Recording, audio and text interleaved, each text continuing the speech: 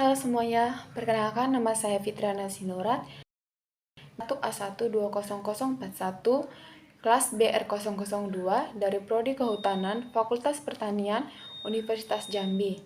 Baiklah, di sini saya akan melanjutkan tugas video pengolahan hutan lestari, yaitu dengan dosen pengampu Dr. Forest Bambang Irawan, SP MSc IPU. Baiklah, pada video kali ini saya akan membahas tema yaitu sistem verifikasi legalitas kayu,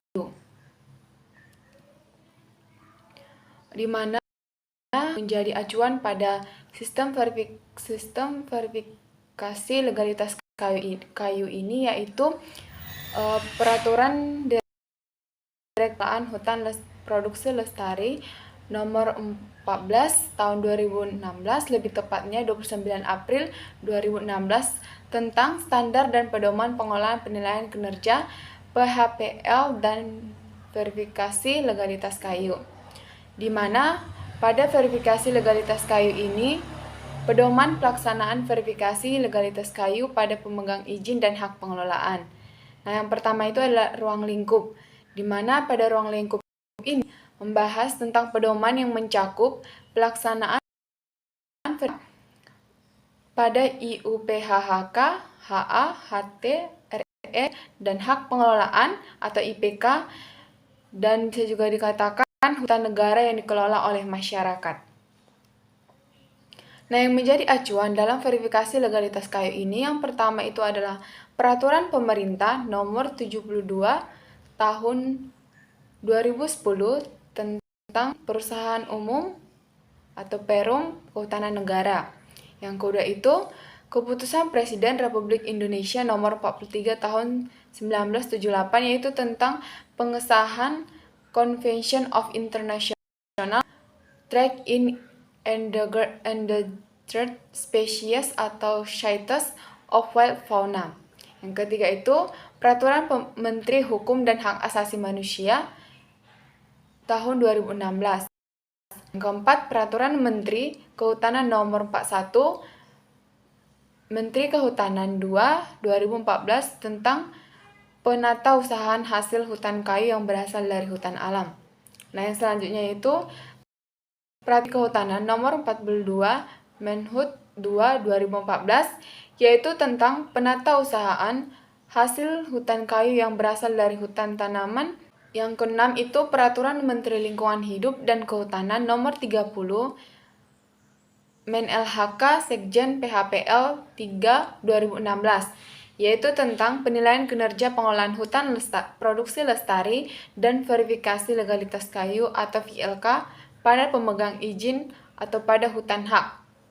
Yang ketujuh itu Keputusan Menteri BUMN Nomor SK 10 tahun 2014, yaitu tentang pemberhentian, perubahan nomenklatur jabatan dan pengangkatan anggota direksi perusahaan umum. Setelah membahas acuan, kita lanjut ke kegiatan, di mana dalam proses kegiatan ini yang pertama itu ada permohonan. Yang dimaksud dalam permohonan verifikasi ini yaitu A. Pemegang izin atau pemegang hak pengelolaan mengajukan permohonan kepada LVLK memuat sekurang-kurangnya ruang lingkup verifikasi, profil auditi, dan informasi lain yang diperlukan dalam verifikasi LK ini. Yang B yaitu khusus pemegang IPU PHHK HTHR pengajuan permohonan VLK dilakukan sebelum melakukan pengangkutan kayu keluar lokasi IPK atau IUPHHK HT. Nah, lanjut lagi, sebelum melakukan kegiatan verifikasi, LVLK ini melakukan pengkajian permohonan verifikasi dan memelihara rekamannya untuk menjamin, yaitu supaya persyaratan verifikasi didefinisikan dengan jelas, dapat dipahami dan didokumentasikan. Tidak terdapat perbedaan pengertian antara LVLK dan auditi, di mana LVLK menyelesaikan urusan kontrak kerja dengan auditi. Selanjutnya yaitu perencanaan verifikasi. Karena dalam perencanaan verifikasi ini diperlukan persiapan, yaitu yang perlu dipersiapkan dalam perencanaan verifikasi ini yaitu LVLK mempersiapkan rencana kegiatan verifikasi, antara lain personil tim audit yang terdiri dari lead auditor dan auditor. Yang kedua, konsultasi publik verifikasi LK pada auditi, yaitu khusus untuk hutan negara yang dikelola oleh masyarakat dan tidak diperlukan konsultasi publik. Lanjut lagi, yaitu jadwal dan tata waktu pelaksanaan kegiatan verifikasi. Persiapan kedua dalam perencanaan verifikasi yaitu LVLK mengumumkan rencana pelaksanaan verifikasi LK selambat-lambatnya 14 hari kalender sebelum pelaksanaan. Yang ketiga, LVLK menyampaikan permohonan pengumuman pelaksanaan verifikasi LK kepada Kementerian selambat-lambatnya 10 hari sebelum pelaksanaan verifikasi. Yang keempat, Kementerian mengumumkan rencana pelaksanaan verifikasi itu di website Kementerian selambat-lambatnya 7 hari sebelum pelaksanaan verifikasi. Dan yang kelima, berdasarkan permohonan verifikasi auditi dan pengumuman rencana verifikasi oleh LVLK, Kementerian dapat memberikan informasi terkait audit tersebut sebagai bahan pertimbangan. Yang kedua itu, setelah persiapan kita lanjut ke perencanaan, di mana dalam perencanaan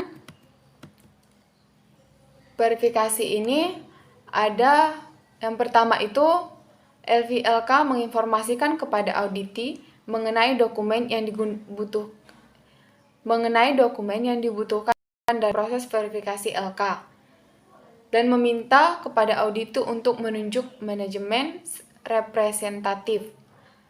Yang kedua itu LVLK juga menginformasikan dan melaporkan rencana audit kepada dinas provinsi yang membidangi kehutanan. Setelah perencanaan verifikasi, maka kita lanjutkan ke pelaksanaan verifikasi, di mana dalam pelaksanaan verifikasi ini, verifikasi LK dilaksanakan dalam 3 tahap, yaitu yang pertama, pertemuan pembukaan, yang kedua, verifikasi dokumen dan observasi lapangan, dan pertemuan penutupan.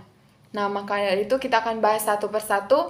Yang saya akan bahas pertama yaitu adalah pertemuan pembukaan. Di mana dalam pertemuan pembukaan ini, pertemuan antara tim audit dengan auditi yang bertujuan untuk memberikan penjelasan mengenai tujuan, ruang lingkup, jadwal, metodologi, dan prosedur verifikasi, serta meminta surat kuasa dan surat tugas manajemen representatif.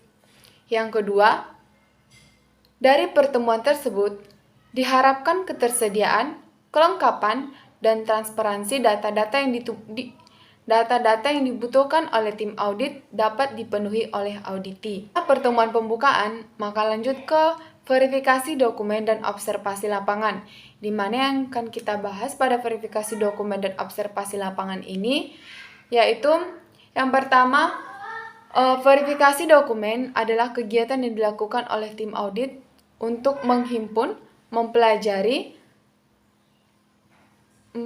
data dan dokumen auditi, dan menganalisis menggunakan kriteria dan indikator yang ditetapkan sesuai ketentuan. Yang kedua, observasi lapangan adalah kegiatan yang dilakukan oleh tim untuk menguji kebenaran data melalui pengamatan. Selanjutnya yaitu diakhiri dengan pertemuan penutup, di mana pertemuan penutupan adalah pertemuan antara tim audit dengan auditi untuk memaparkan hasil verifikasi dan melaksanakan konfirmasi hasil lapangan sebelumnya.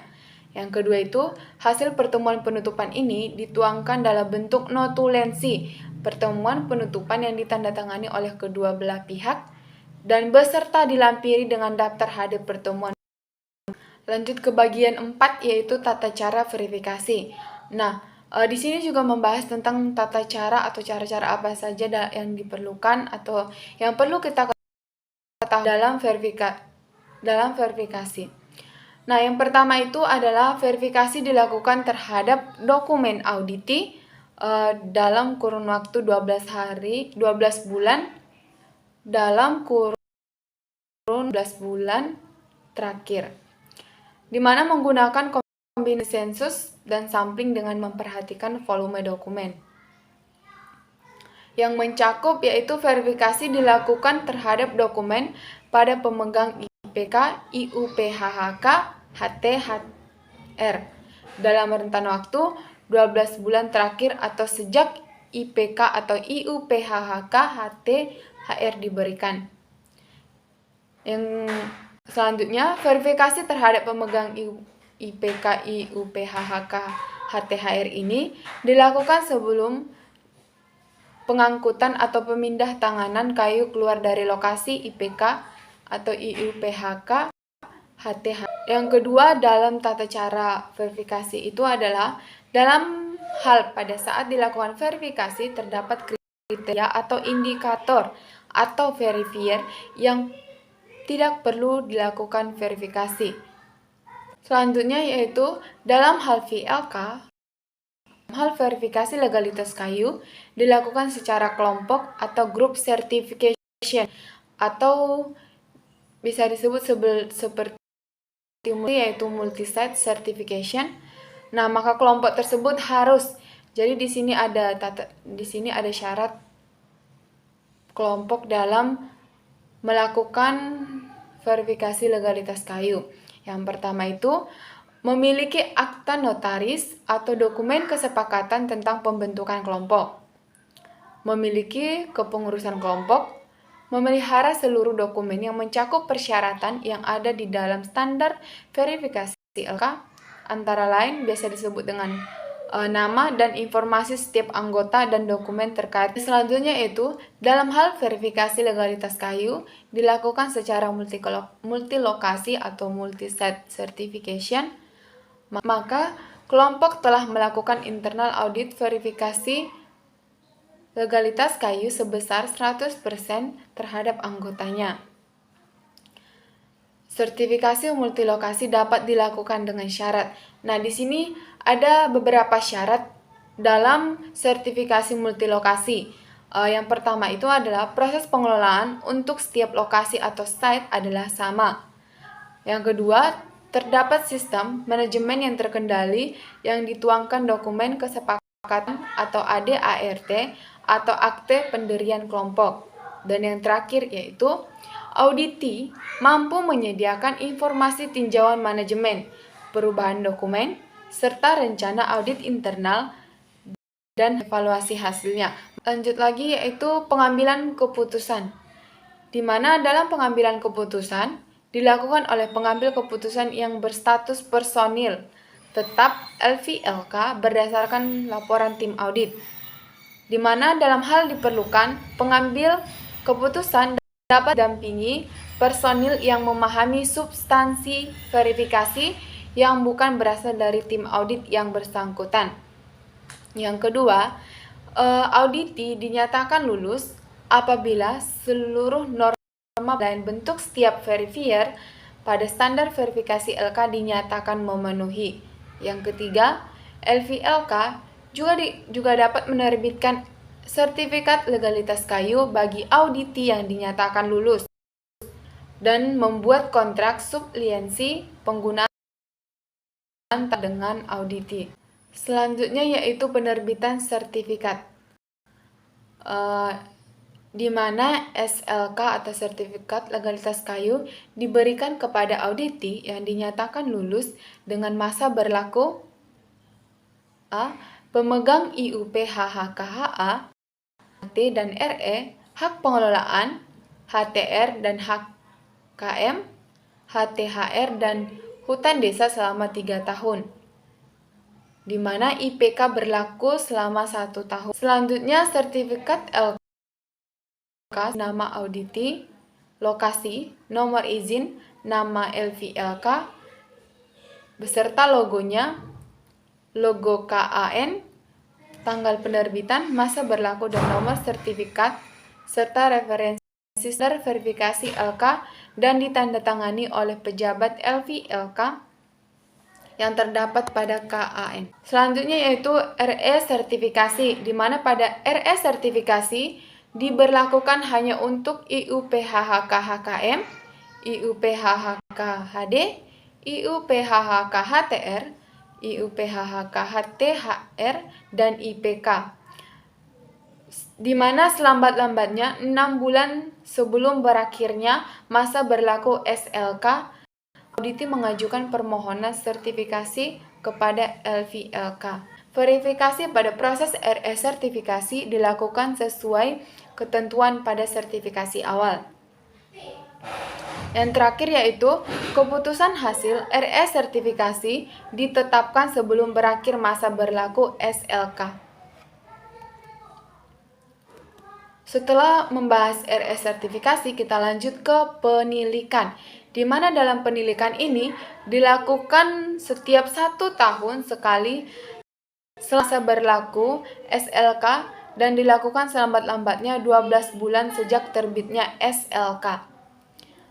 Lanjut, IUPHKM, HD, HTR, dan HTHR penilikan selambat-lambatnya 12 bulan.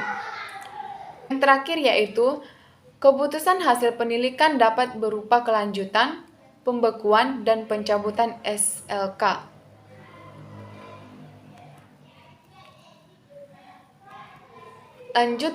Lanjut yaitu audit khusus.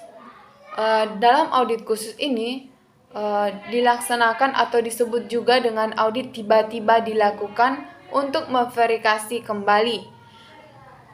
Yang pertama, ketidaksesuaian terhadap pemenuhan standar verifikasi legalitas kayu yang dilakukan oleh auditi berdasarkan keluhan yang disampaikan oleh PI.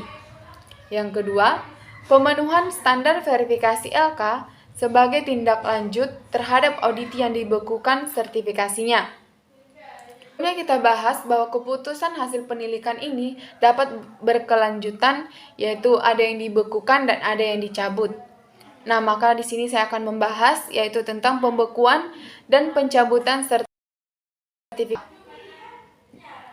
Yang pertama yang saya bahas yaitu mengapa SLK bisa dibekukan, apa syaratnya, dan apa kendala dalam SLK dibekukan. Baiklah, yaitu SLK dibekukan apabila yang pertama, pemegang SLK tidak bersedia dilakukan penilikan sesuai tata waktu yang ditetapkan sesuai prosedur LVLK. Yang kedua, terdapat temuan ketidaksesuaian sebagai hasil audit tiba-tiba. SLK dicabut apabila yang pertama, pemegang SLK tetap tidak bersedia melakukan penilikan setelah 3 bulan sejak penetapan pembekuan sertifikasi. Yang kedua, secara hukum terbukti melakukan pelanggaran antara lain melakukan penebangan di liar blok yang sudah ditentukan, pelanggaran hak asasi manusia atau HAM, membeli dan atau menerima, menyimpan, mengelola, dan menjual kayu ilegal. Selanjutnya, pemegang SLK dicabut haknya untuk melakukan atau untuk menjalankan usahanya atau izin usaha dicabut.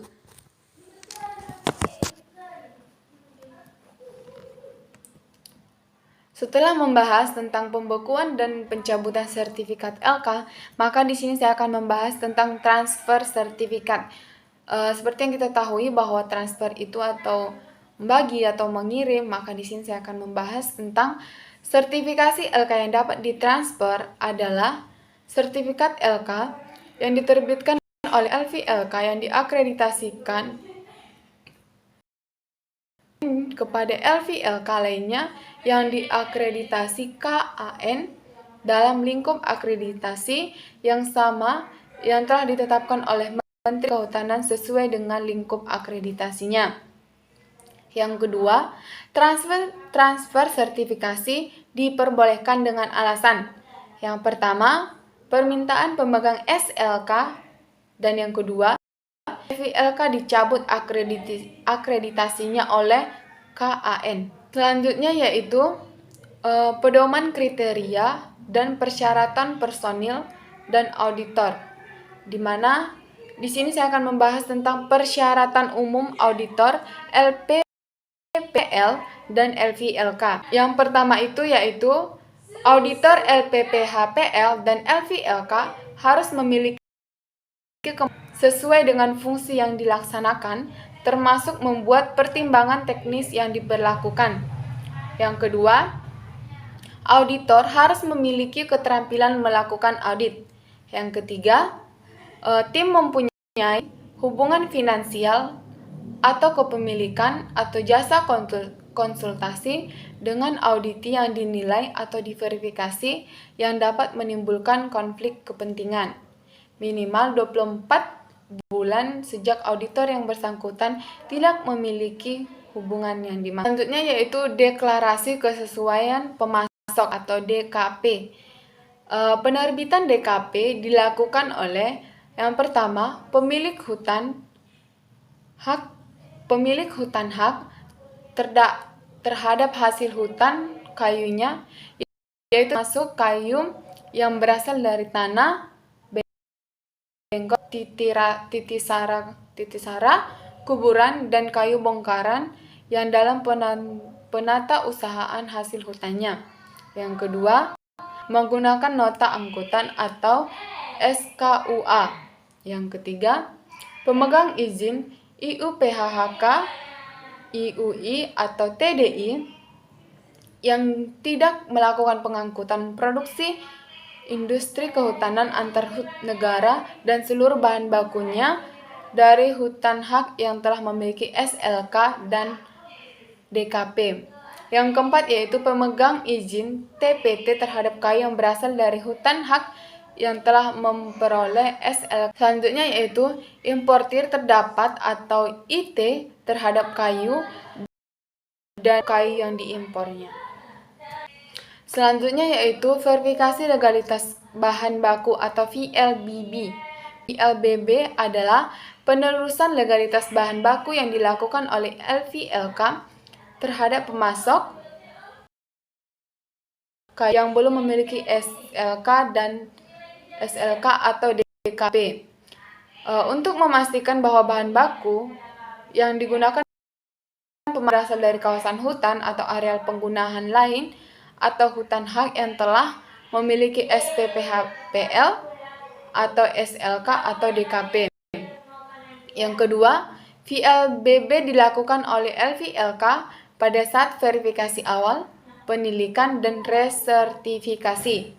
Yang ketiga, VLBB dapat diterapkan dalam hal pemegang IUPHHK, IUI, TDI, TPT, IRT atau pengrajin, dan eksportif non-produsen menggunakan bahan baku yang berasal dari industri pemasok atau TPT yang belum memiliki SLK atau DKP. Yang terakhir yaitu LVLK dalam melakukan VLBB wajib memastikan bahwa bahan baku yang diperoleh dari industri pemasok atau TPT adalah berasal dari sumber yang telah memiliki SPPHPL atau SLK atau DKP. Baiklah, sekian materi yang saya bahas, yaitu tentang verifikasi legalitas kayu. Jika ada kata yang salah atau kurang berkenan, mohon dimaafkan. Sekian dan terima kasih. Salam rimba.